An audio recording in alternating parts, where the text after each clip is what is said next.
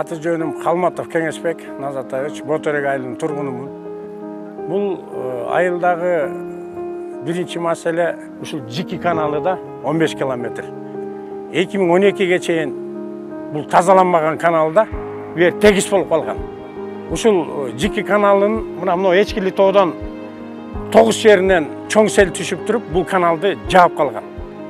Ушул 1000 гектар суу иче турган жерди сел жаап қалған. Дастан Атысбекович депутат эле Ата журт партиясынан. Ал кишиге чыксак, сразу эле реакция кылды.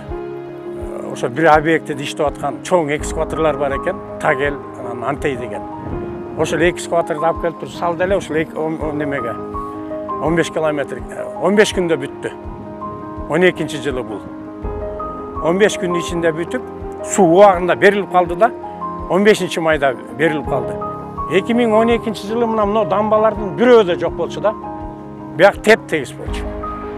Анан кайра эле ошол Дастан Артысбековичке кайрылып, 2013-жылы департамент сельхоззащита аркылуу ушул жерге Талас областына 10 миллион сом бөлдүрүп берген экен.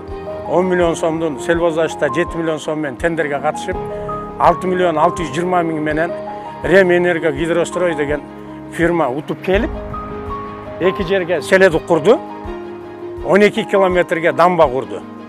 2013-жылы. Мына азыркыга эзептегенде 7 жыл болот экен. 7 жылдан бери ушул 12 километр, биягын кошкондо 3 километр бир да жерин сел бускан жок. Сел түшүп атты. Бирок дамба иштеп атат конкретно. Селедуктар иштеп атат.